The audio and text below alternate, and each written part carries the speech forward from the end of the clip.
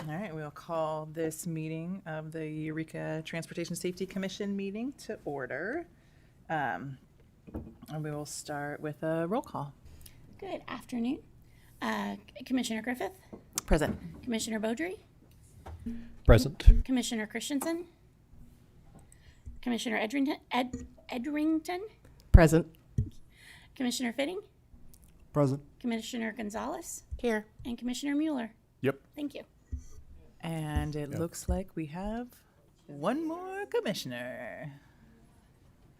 Instructions. Yeah, it's making crossing the street at a park intersection a little challenging. Glad you could join us. Next, yeah, a full house. We do. Next, we have the approval of the minutes of the February 13th, 2024 regular meeting. I will move adoption. Do I have a I second? will second.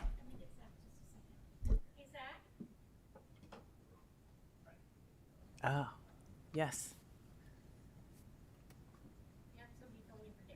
Okay. Can you hear us, Zach?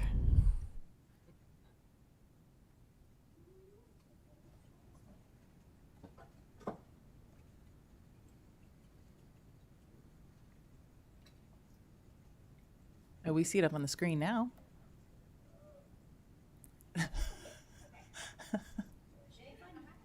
All right. Great. Okay. I think we do it. It's recorded audibly. Okay. Okay. Great. Okay. All those in favor of approval of the minutes? Aye. Aye. Aye. Aye. Thank you. Aye. Just missed that part. Okay. Any in opposition? Then it is unanimous. Great.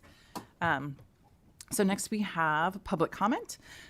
This section of the meeting provides the public an opportunity to address the commission on any subject not appearing on the agenda. And each person will be allowed 3 minutes to address the commission. Do we have anybody here in person who's interested in general public comment?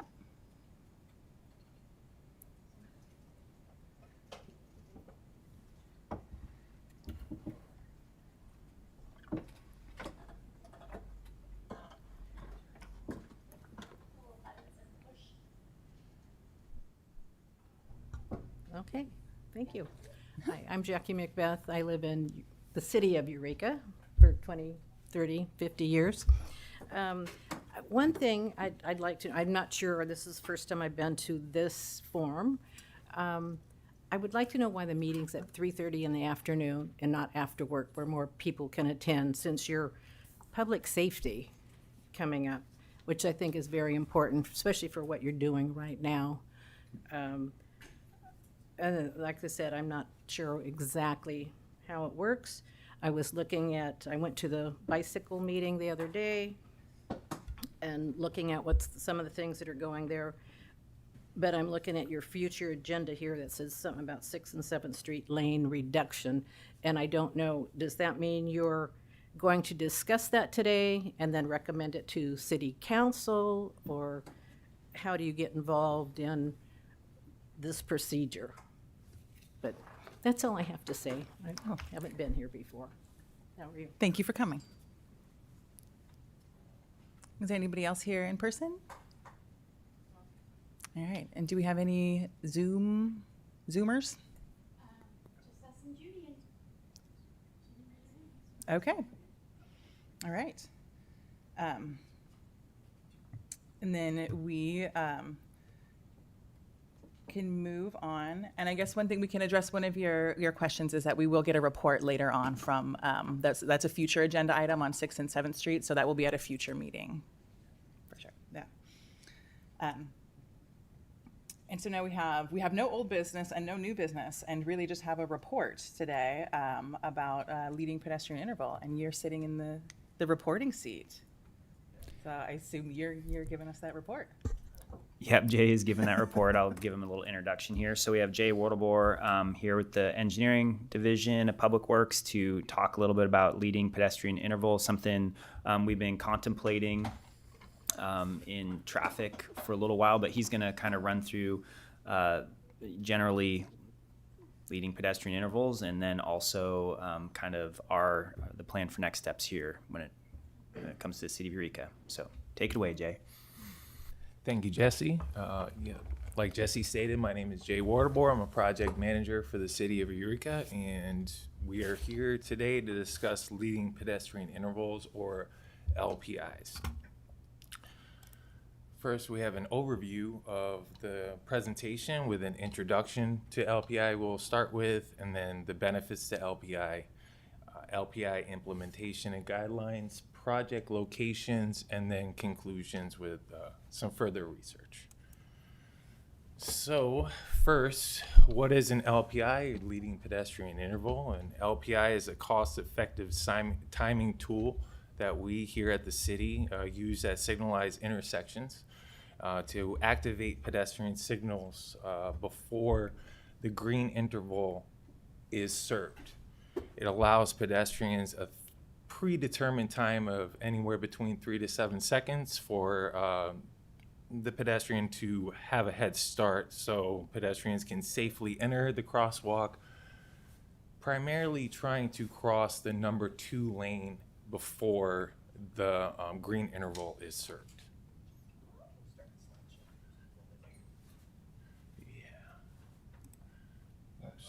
Oh, you know what we forgot to do?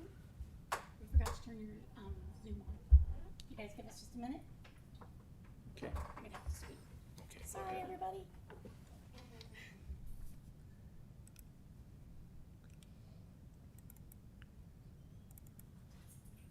Wake up.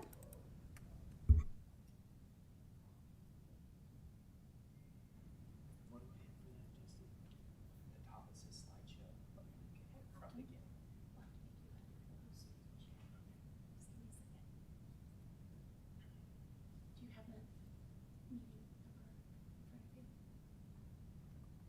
Oh, on the, yeah, I do. So it is, you want the meeting ID? Yeah. 892-1575-5862.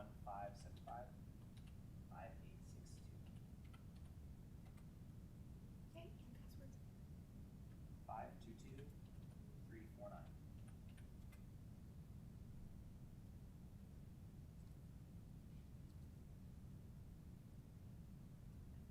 Make sure you're. That was all me, you guys, I'm sorry. Co-host, yes. And then you should be able to share your. Just have to go down to the bottom. There you go.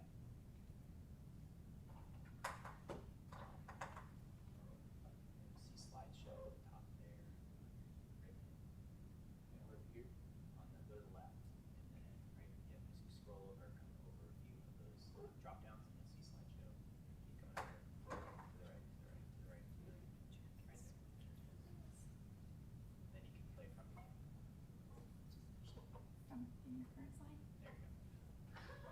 Now you're rocking. Sorry. Okay, so we'll get back to the leading pedestrian interval topic that we had.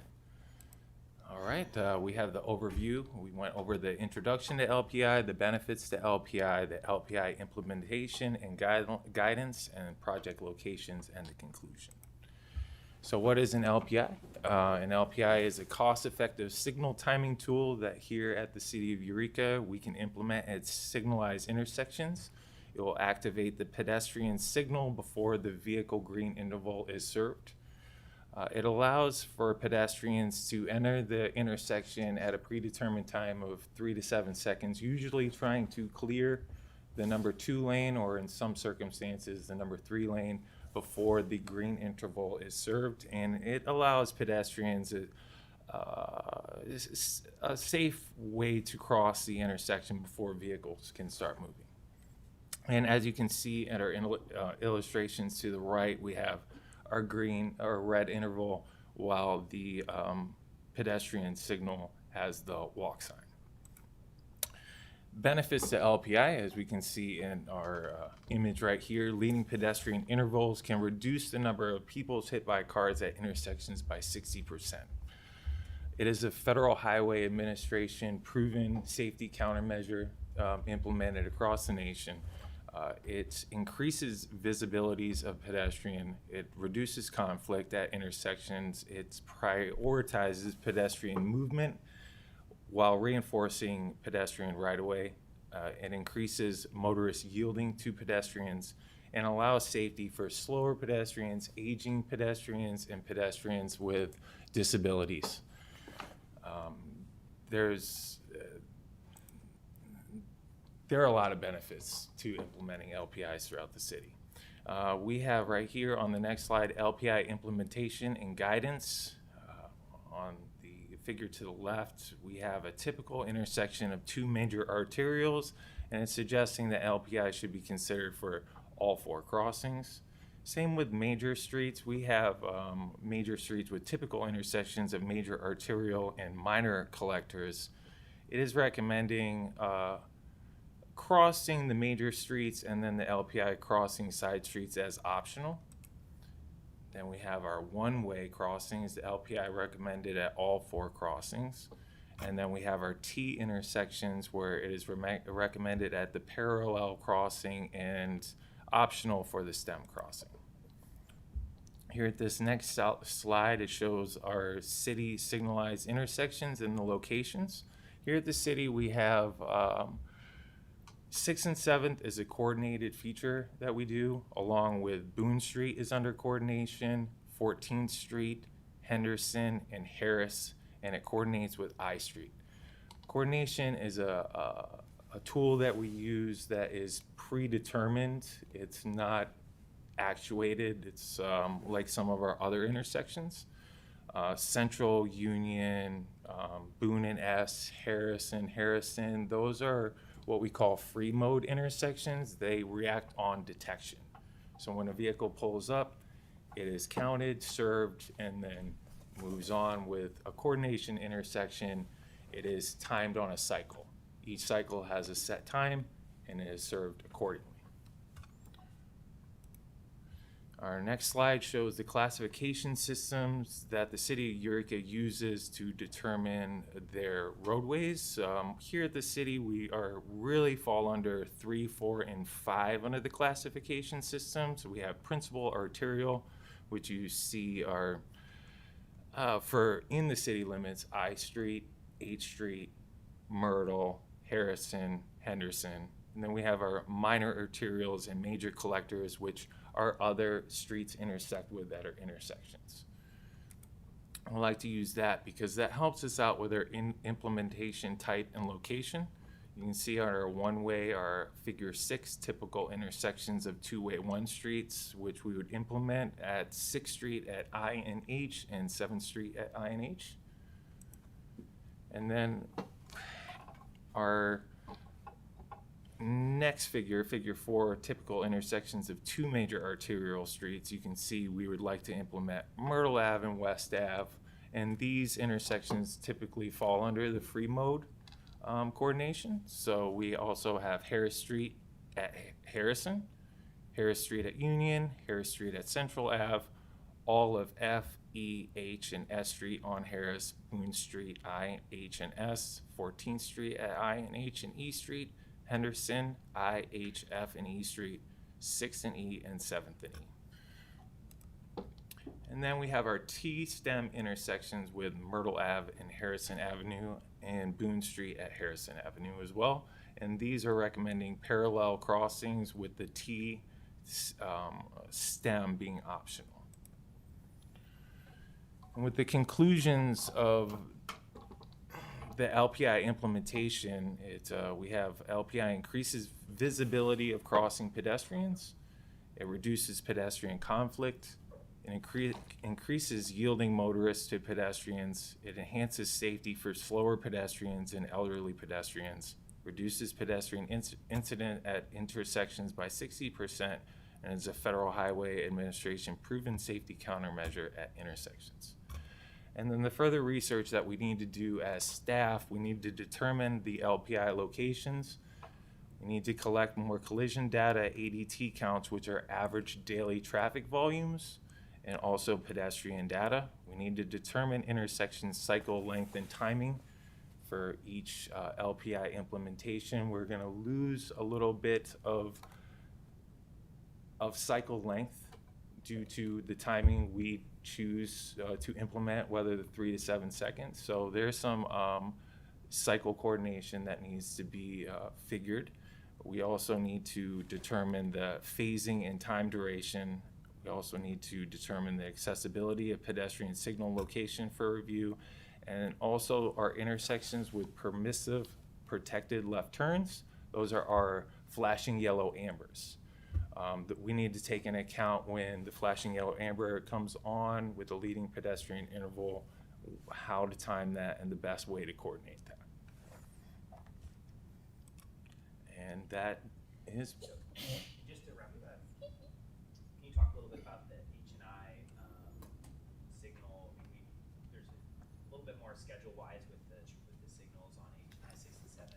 Those kind of signals when those are going to get adjusted soon, and then how we might take those next steps with LPI. yes, sir. Thank you, Jesse. So in implementing on the coordinated corridors, like Jesse was saying, H&I, we are going to be retiming those intersections when striping is going to be reducing lanes from 3 to 2. And we need to get volume, and they're called turning movement counts. We need to get accurate turning movement counts to be able to time our LPIs accordingly. Right now, we're at 3 lanes. We're going to drop it down to 2. The minute we drop it down to 2 lanes, we can get the accurate counts and then be able to establish proper timing, and then we can implement on those corridors. So we could start implementation at corridors that are ready, that have the countdown pedestrian signals. And as you can see, some of the pedestrian signals already, when you press it, we have the walk sign, then we start going down from 15 down to the don't walk. Those intersections are ready to implement the LPI with the audible push buttons as well. So with 6th and 7th H&I, and 6th and 7th H&I are a main focus on the retiming and implementation for the LPI.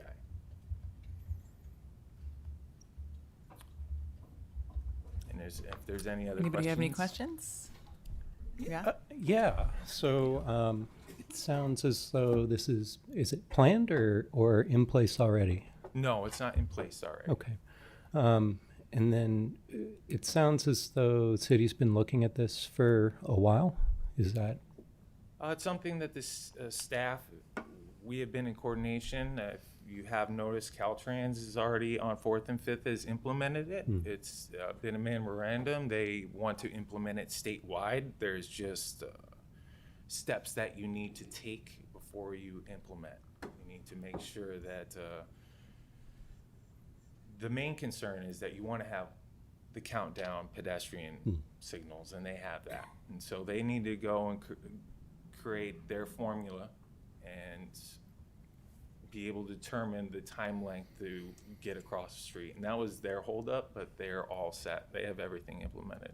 So And we're working in coordination with them. Yeah, and just to clarify on that, with Caltrans, they're mandated to do it on their facilities, whereas we're not mandated to do that. So that's why we, I guess we're kind of watching what Caltrans was going to do in their implementation. So now they've started implementing it rather quickly in the last, I don't know the exact time interval, but it's been rather near to where we are now. So we're looking at coming up with H&I 6th and 7th, our coordinated signal corridors. Having, like Jay said, we're going to have to go in there and reprogram those signals. So it's a perfect time to kind of add this in, because when you make a change like this, you don't want to do it.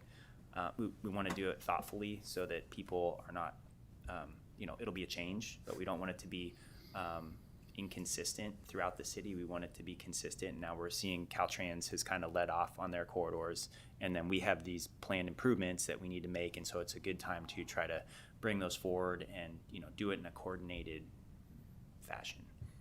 It's fantastic. I've read some articles about bicyclists being allowed to follow the LPI signals and that enhancing safety for cyclists as well.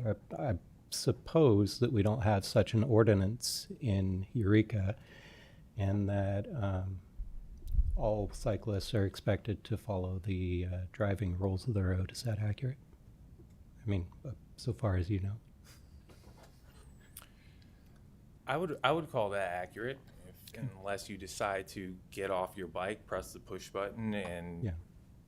follow along as a pedestrian. But if you're in the roadway, I would anticipate that you would follow the phasing of vehicular traffic.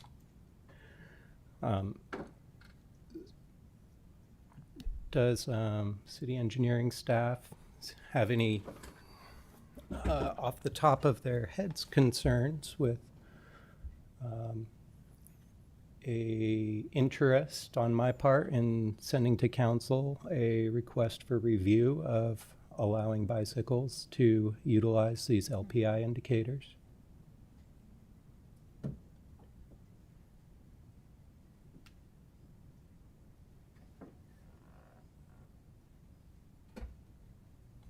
I would say, to start with, it would be something that I think would be a good topic to address in the bike plan, since that's a very bike-centric,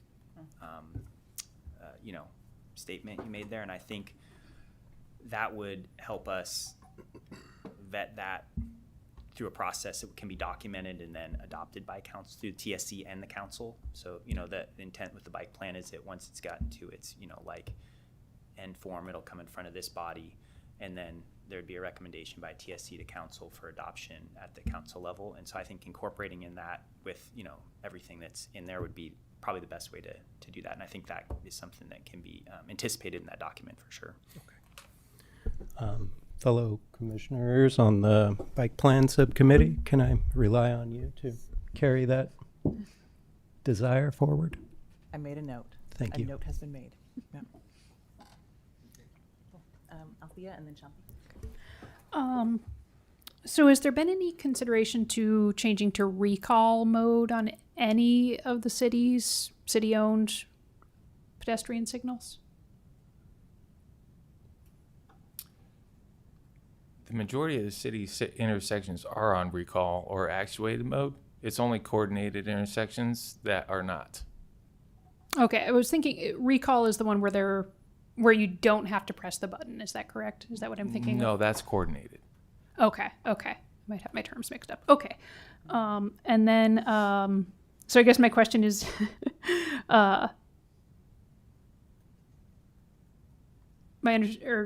okay, I'll move on to my next one. You said that there's a reduction in the cycle length with these. So does that mean that the red light is shorter for either? It would not be the red light, it'd be the green interval. Okay. Okay. And then, let's see here. While he's thinking about that, Jay, can you kind of talk about what does that mean exactly when you're gonna see that change in timing at, say, a green? You're gonna have a shortened green, a longer red. Like, what exactly will that mean? Like, we've talked about what it means for a pedestrian. What do it mean for like a motorist at the intersection? So for vehicular traffic, it would only affect coordinated signals, which would be on H and I, which are a timed signal. Let's say at 100 seconds per cycle length. So if you implement LPIs at 3 seconds, you will be losing a total of 12 seconds of cycle length. When you go to your intersection of free mode, for example, Myrtle and West, that is all off of actuated, which is everything is determined by detection. So while you might lose some of the green interval time, you'd only really realize the loss at full recall, which would mean that which would pretty much mean at the full length of the green interval that is determined in the timing cycle. So as in, if Myrtle at 5 o'clock, you hit your LPI and is timed to suit 70 seconds worth of traffic, you would have 64 seconds So that's where you lose your green interval time, not red. And then that's just for vehicular traffic. Okay. Okay. And then, okay. So is there any plan to otherwise increase the number of coordinated signals in the city? No, there is not. You only have coordinated signals when they're within a half mile or a couple blocks of each other. Okay. That's the only time that you use coordination. Other than that, it's not effective. Okay. Okay. And then, I know, I mean, I have found it, and even on my way over here today, I have found it very helpful to have this LPI on, 4th and 5th Street. The thing I would be curious about is, like, I know on some of their signals, Caltrans has, it's like a amber frame that pops up on the signal display when the button has been pushed. So that's kind of an indicator both to drivers and to pedestrians that, this signal has been activated and someone is, trying to cross. Is that something that can be easily added to the city signals, or is that something that would need, like, an actual replace of the light display? Just when upgrades are needed, when we do upgrades to an intersection, we will most likely add that. Okay. Okay. That's good to hear. And that might mean that we need to pursue grant funding, when we're looking at like our signal system as a whole, and we're like, okay, what are some things, when we're going out, it might be a grant funded thing, I guess, when it comes to the dollars of it, because we wouldn't have the money to go out there and just do it all the time. I think that's a bit of what Jay was trying to get at. Right. So Right. some of these we would want to look at, like, the big picture when we go after funds, so we can actually, do it on a larger scale. Sounds good. And that includes the audible- detection as well. Yeah, the detection. And the city is also paying close attention to the audible push buttons, which is something that Jesse was talking about. We'd have to go after a grant, and it'd be upgrades for the intersection when we do that. So Sounds good.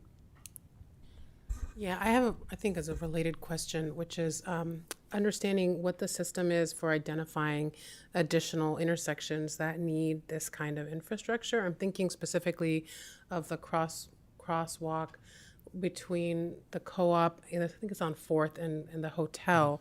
I always see people just dashing across there, and of course the cars are speeding because they're about to make their turn to get on, Broadway.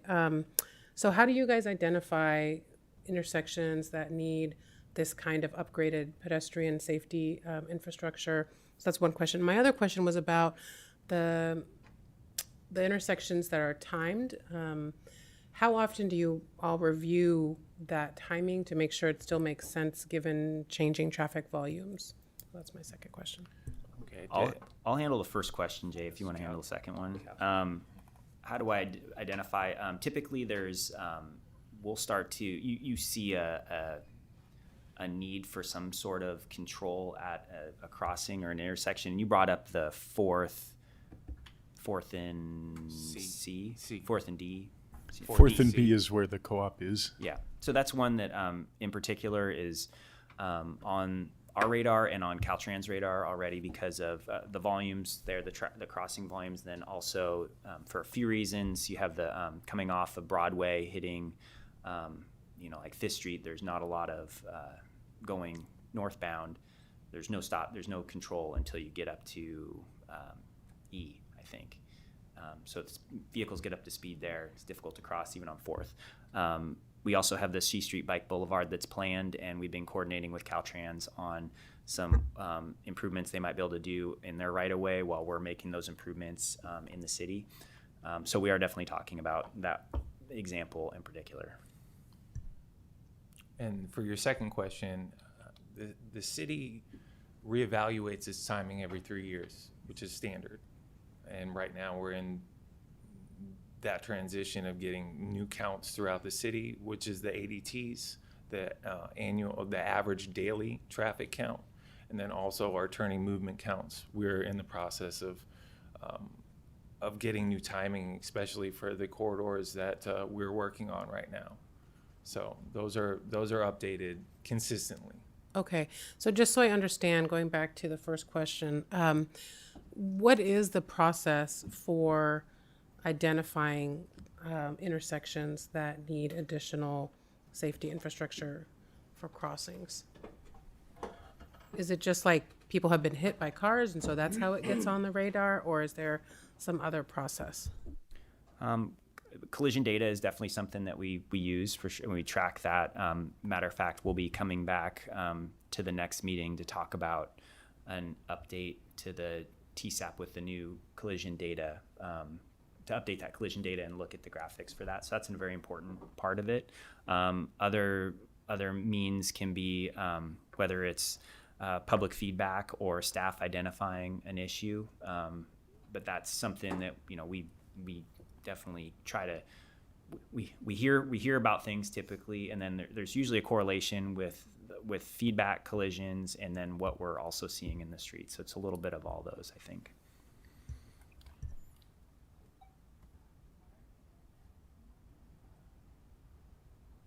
I didn't have so much of a question, but a response to something that Philip was talking about, and that's that I believe there was an assembly or a law that came into action. It's a state law that says bicyclists can go with the LPI, start when the leading pedestrian interval starts crossing. And the other thing I wanted to add is that traffic laws in general are made by the state. In our state, the state does the traffic laws, and I don't think you can really change traffic laws by, like a city ordinance. Thank you. Trying to come up with the word. There's something in the vehicle code that actually says you can't do that. So just, to give you an idea of how it all works. So, yeah. Thank you. Well, that actually answered one of my questions. I was wanting to know about the LPI for bikes because I regularly go across Broadway off of Wabash, and that has an LPI, which I benefit from. I feel a lot safer crossing that road, but also when I'm on my bike or on my e-scooter, I will have to often, if there's not a car there, then there's no bike lane, I have to go hit the button. Or if there is a car in the lane, I'm feeling so squished that I will often go on the sidewalk, hit the button, and go with the lane. So I'm happy to hear that that's a legal option that I'm doing. And then I know this is technically the county, but I think an intersection that's in the greater Eureka area that would be a great candidate for LPI is the one with Safeway on Harris, where you cross Harris on, what is that, Waldorf? Yeah, it's I cross that every day, and I fear for my life every time because there are people pulling out of that Safeway turning right that are not looking. And if there was an LPI, delay, I think that would be a great benefit. I don't know how to communicate that to the county though, and that's all I got. I appreciate that y'all are working on this, and I think LPIs are a great method for safety. Thank you. Hey, there we go. So I saw that the recommendation was optional for some of those street intersections on some of the non-arterials. Is the stance of the city to go with LPIs all around, or are you following that optional component, or does that still need to be determined? I think so far going with LPIs all the way around and trying to mirror Caltrans and taking the coordination off. I think that's the plan, just to make LPIs activated. So when they are implemented, they're just not turning on every single time, even if a person's not at the crosswalk. So that would make a difference where you could implement it everywhere, but still not take away from losing vehicular traffic when a pedestrian is not at the corner. And I think just to, and again, for consistency too, having it implemented at all intersections versus just a few where it's gonna, the interaction with the users, whether it's motorists, cyclists, pedestrians, everybody knows, okay, this is a thing now, and it can happen consistently across the city rather than at certain locations. My next question was going to be if there was any reasons not to implement it, and that highlighted one where if it fires off every time, regardless of whether somebody's waiting, you're impacting cycle times permanently. So that makes sense. Other than that, do you know of any, like off the top of your head, any reasons why LPI would be a bad thing to implement in any intersection? I'm gonna go first, and then Jay can follow up with this. I think the biggest drawback is the changing of the timing of the intersection, which allows less time for traffic to clear through on a green. It shortens that, so that's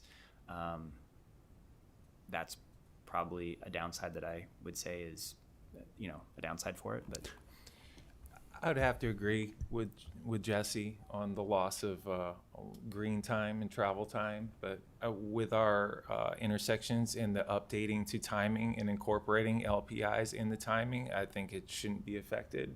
So does that happen because those timing intervals are fixed by the software and you can't lengthen them at all? Is that just a limitation, or is that an active choice to keep those at the same timing? It's not an active choice. It's a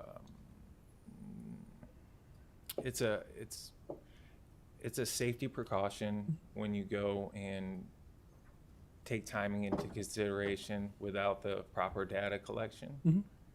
So we'd like to collect as much data and receive as much information before we start changing any timing that was previously determined to be suitable for the intersection. Yeah, I guess the question's more, if you're looking at timing and you're going to be recalculating everything, are you on a stuck, like, fixed 70-second interval, for instance? Or if you go and determine that, it could be 77 seconds, you don't impact your green timing, but you just add padding for the LPI, you're not affecting the timing that traffic has to cross, but you're still giving that time.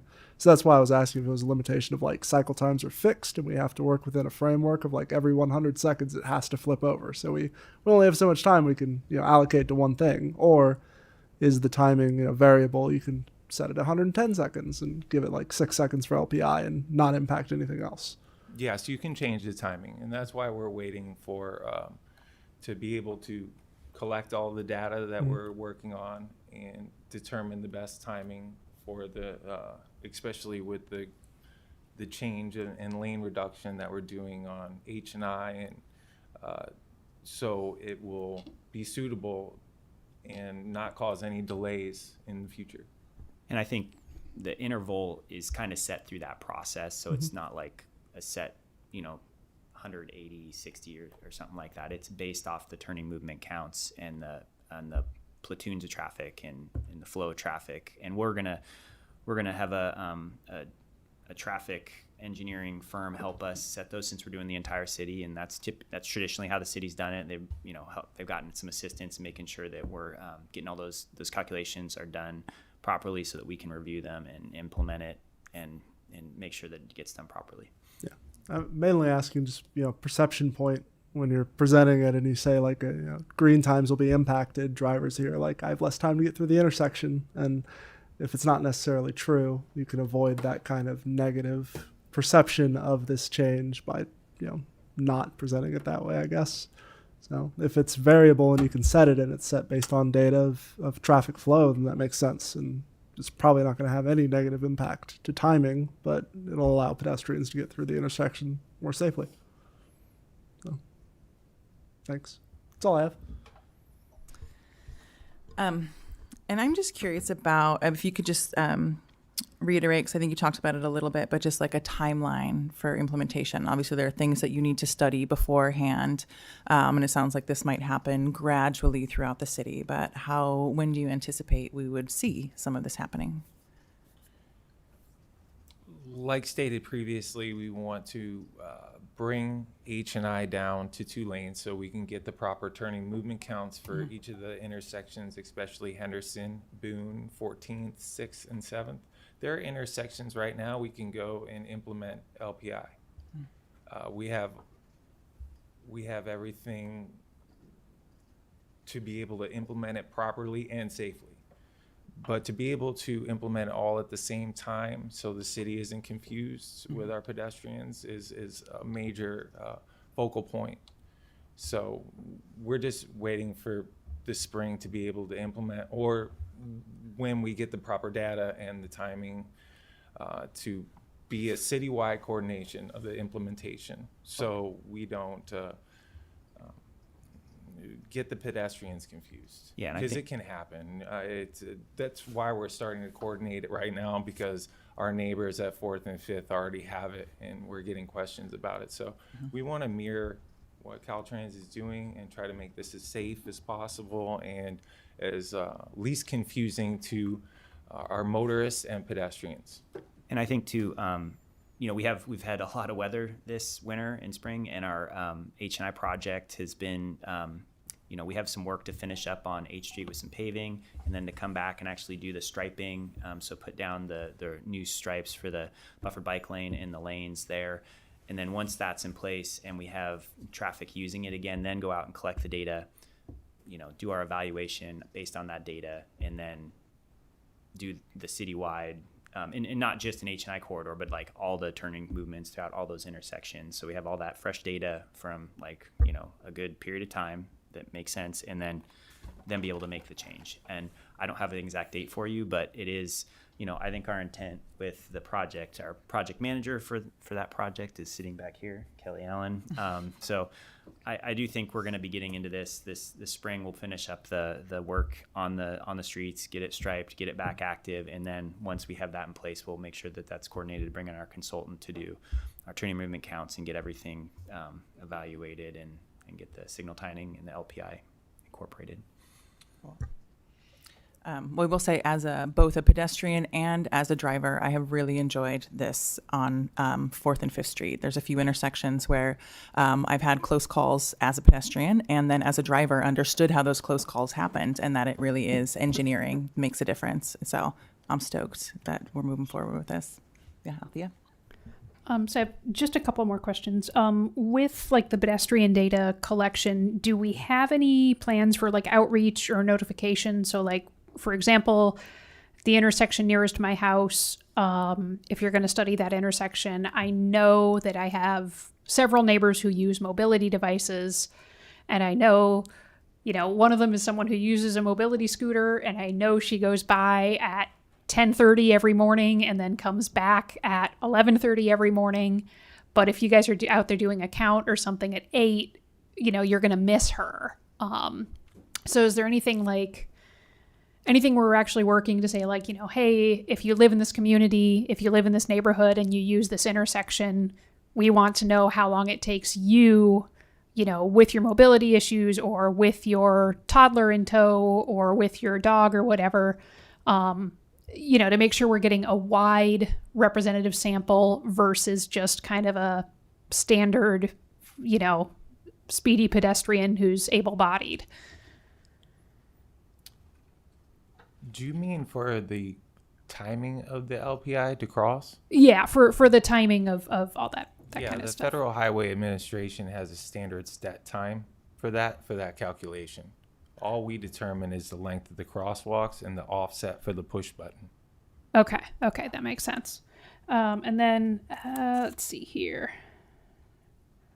Again, you know, if we're going to do any outreach or any education on these signals as they're being implemented, so people kind of know what's happening. I mean, you're talking about making sure we do them all at once, so it's not too confusing. But like, you know, are we going to do a PSA or anything like that to explain them to people? We're not anticipating having like something that's going to be incredibly confusing. It'll just be a short change in seconds when it comes to the change in interval with the green light. And I don't think that's something that warrants like doing outreach. I think the outreach might cause more of an issue than something that is going to probably be implemented and be minor, but we want to be consistent across the city and do them all at the same time. Right. It's less of a concern of confusing people, I guess. Okay. Yeah. And I do want to say, I mean, what I have seen at street level when I'm out walking around, it seems like kind of one of the causes of poor compliance with signals at a pedestrian level. And again, I saw this on my way over here today, is that because people are so used to having to, you know, wait and press the button and then wait through a cycle or whatever, It seems like the poor compliance with people walking up to a light that's going to change in 30 seconds, but deciding that they're going to start walking anyways, just because I feel like they don't feel like it's reliable that, they're going to get the pedestrian signal soon. I don't think I'm expressing that well. I feel like if people know that the pedestrian signal is going to call for service, regardless of whether they've pushed the button, I feel like they're more likely to be compliant than if, like happened to me today, I got to the signal button just as the light was turning green, so I couldn't get the signal, because I didn't press it soon enough. And I feel like a lot of people, when that happens, instead of waiting, like I will wait, they're going to say, screw it, I'm just going to start crossing. I don't have time for this. So I'm just wondering if that continuous call for pedestrian service could be a thing somewhere. What level of, what percentage of crossings would we need to have at an intersection? If 75% of cycles have a pedestrian, actively calling for service, would that be good enough to make that continuous call, be coordinated instead of actuated?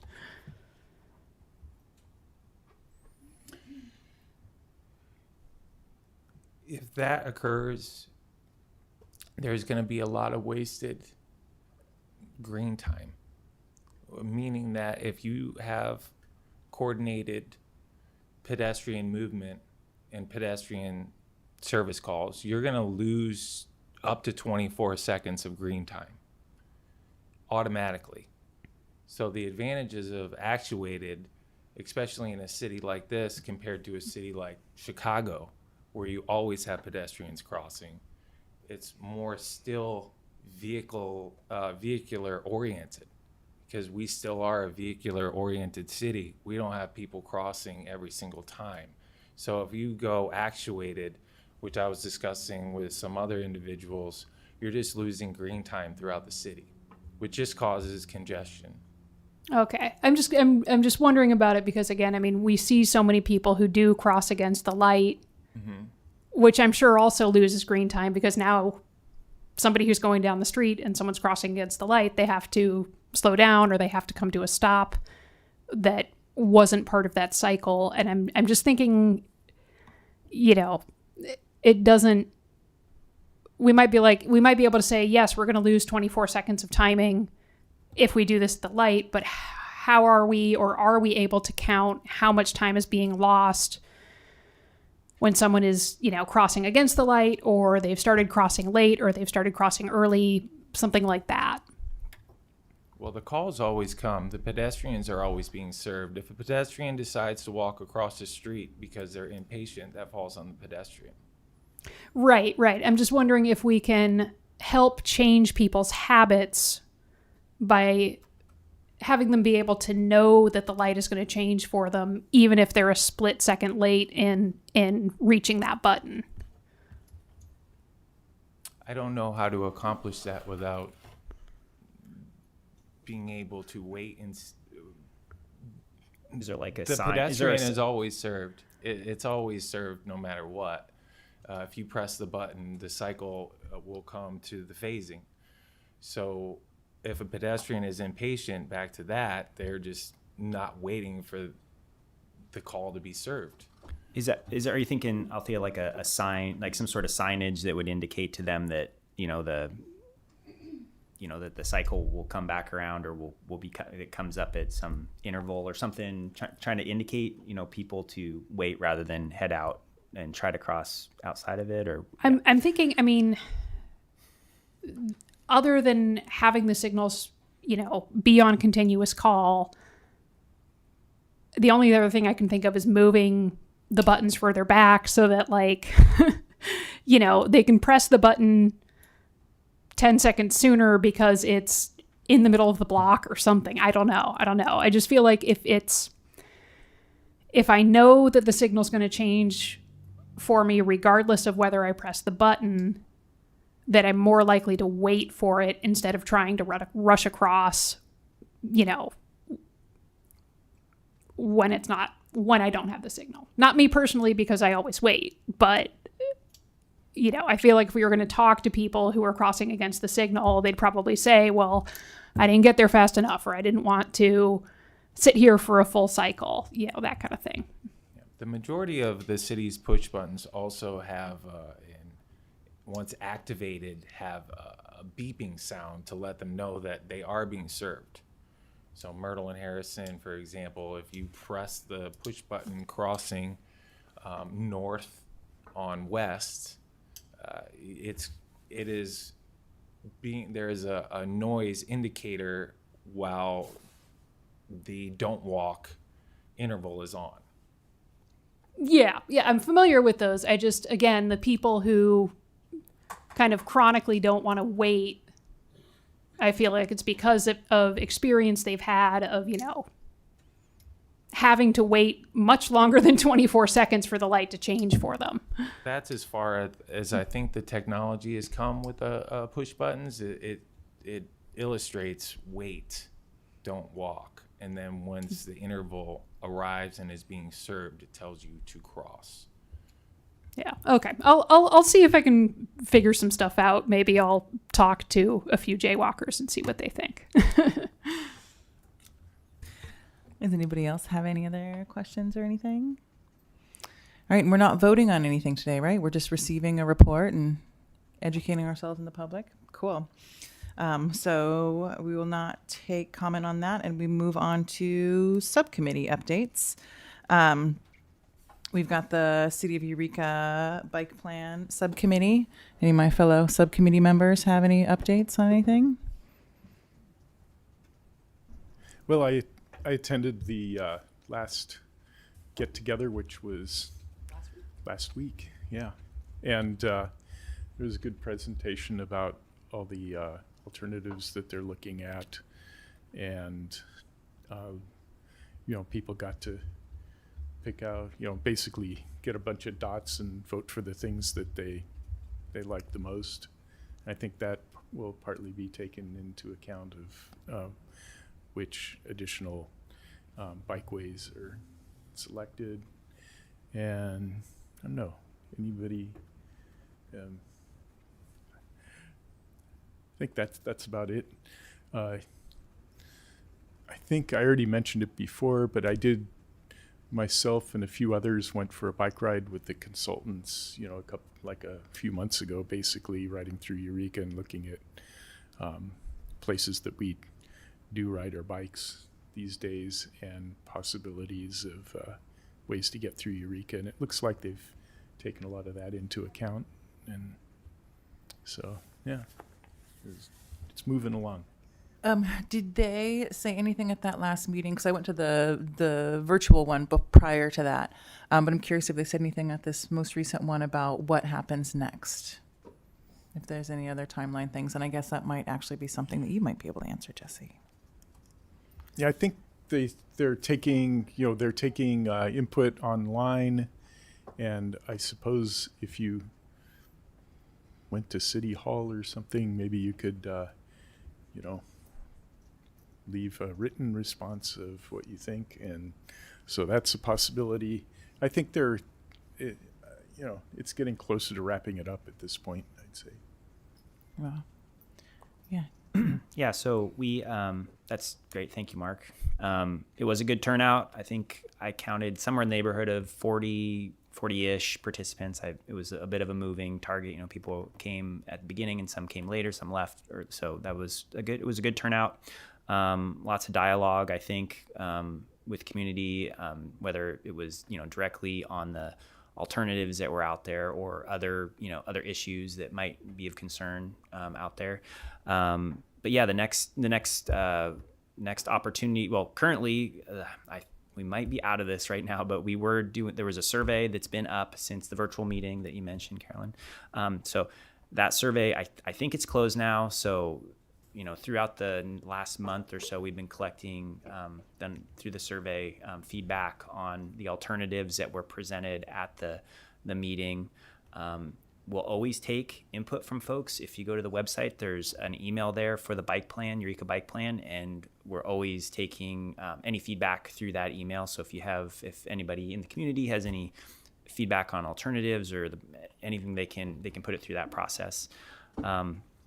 So once we've gathered some of the survey results, we have the results from the meeting. We'll look at start to prioritize and focus a little bit more on those alignments and corridors that folks that we've gotten the feedback for in a positive way. So we'll kind of pick a few of the corridors and focus on them for a further development outside of some of the other priority corridors. So there's like the priority corridors. I think we have 17 total corridors. We'll probably shrink that down to priority corridors. Not that the whole list will be taken away at any point, but they'll still have a list that'll be noted in the bike plan throughout the process. There'll be some prioritized corridors, and then there'll be a few that we'll focus on to develop to a point where we'll put them in a position that we could be able to go after funding if we wanted to go after grant funds for some of those priority corridors. So that's generally how it'll go. The process will continue into the summer. So I think we'll have another meeting. We'll come back to this, after we're kind of at more of a summary phase with the report. We'll come to this board and present the findings of the plan, or present the plan, and then take it to council and present to council and have a chance to go through both those processes with the plan. Hopefully that helps. Yeah, thank you. And then we've got the neighborhood street closures pilot program subcommittee. Y'all have any updates? Okay, so we got an update from Kelly the other day about which street we were going to try this out with first. Am I allowed to announce that, Kelly? So it was it Cedar?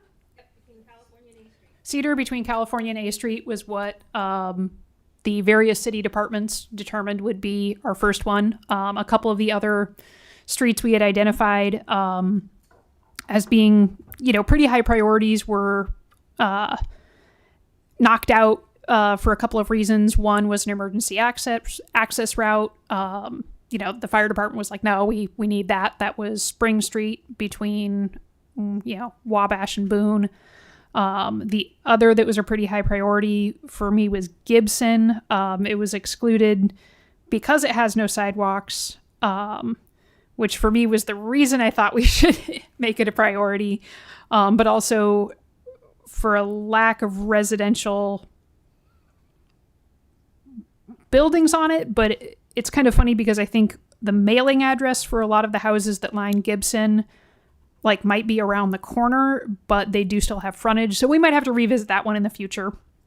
But yeah, so Cedar between 15th and A? Or no? California, yeah.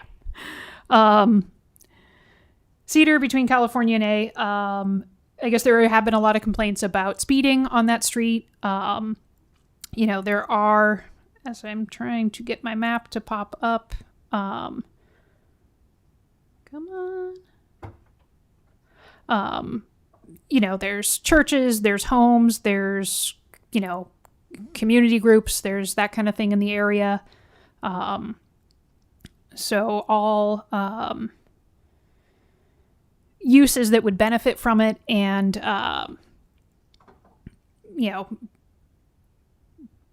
also be able to help in maintaining it if people did want to do the planters and if they did want to do, say, a mural on the barriers and that kind of thing. So we're pretty excited about that. And then a couple of weeks, I think the city staff is still working on developing the language and handouts and stuff for us to mail out and then, have with us when we actually do go out and talk to people. So that will be exciting.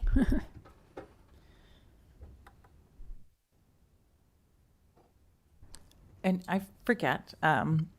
So you go out and talk to all the folks and basically just get their consensus on whether to do this and kind of how it will happen? Yes, we do have to make sure that everybody is, in agreement that they would like to try this out. If somebody's like, no way, then, we will listen to that. It is completely voluntary. It's not something that we're going to come in and say, you have to do this, whether you want to or not. It's just something where, it's an engineering solution to, problems that people may have, and just make it a safer place to live for everybody. So, yeah. Mark, you have questions?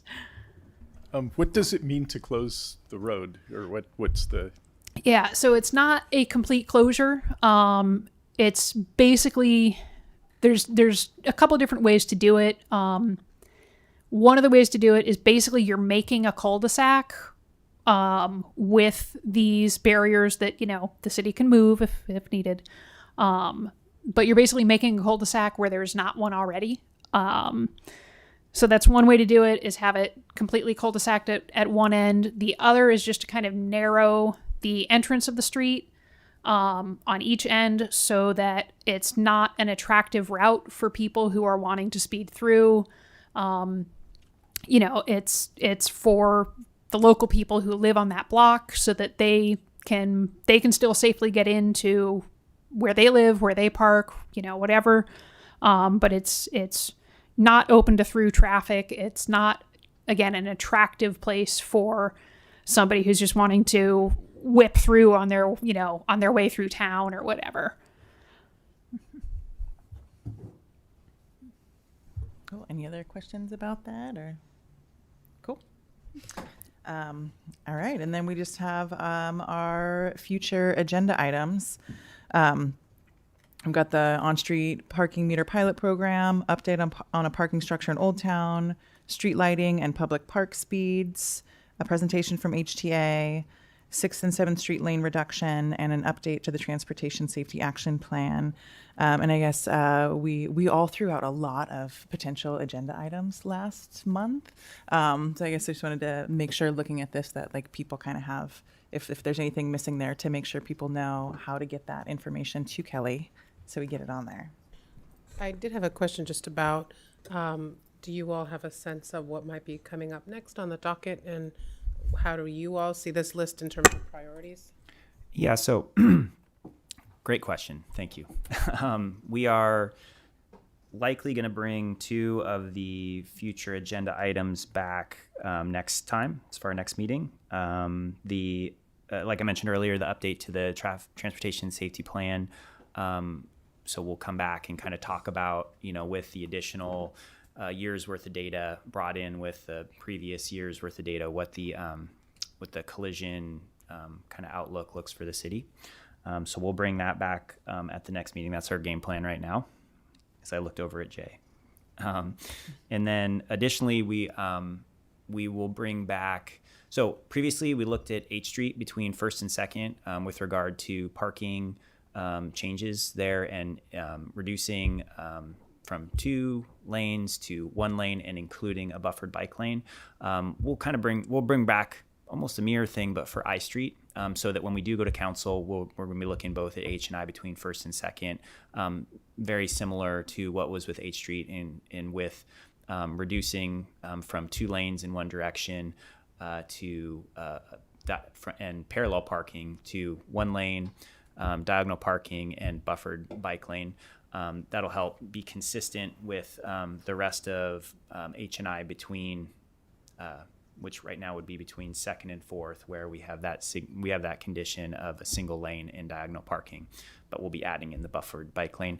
That'll also help with the connectivity of connecting up with the new improvements on H and I and those buffered bike lanes there. So that's something we'll bring back through. We'll do some noticing in between time to ahead of that meeting for that particular item, and then. But yeah, that's the game plan those are the 2 that are on for sure. Well, I shouldn't say for sure. Unless something comes up, those are the ones we're anticipating for the next meeting. Any other questions over here? Cool.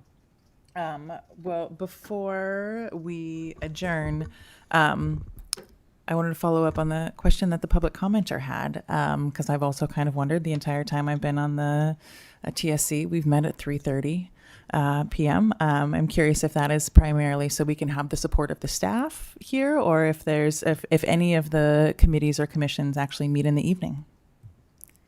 Some of them do, yes, some of them don't. Okay. It just depended on who was on the committee or commission when they set them up. It's in their bylaws. Oh, so it's like in our So- charter that this yeah. is when we meet. So Okay. that's something, if you ever wanted to change it, everybody has to agree on it. You have to make sure it's okay with staff, Yeah. make sure there's no other meeting planned. It was just whoever was on it when they set up bylaws and started it, this was the time everybody could meet. Interesting. Okay. Well, now we know. Thanks for asking that question. All right. Unless anybody has anything else, are we ready to adjourn? Thumbs up, thumbs up. All right. Cool. Thank you all. Thanks, everyone.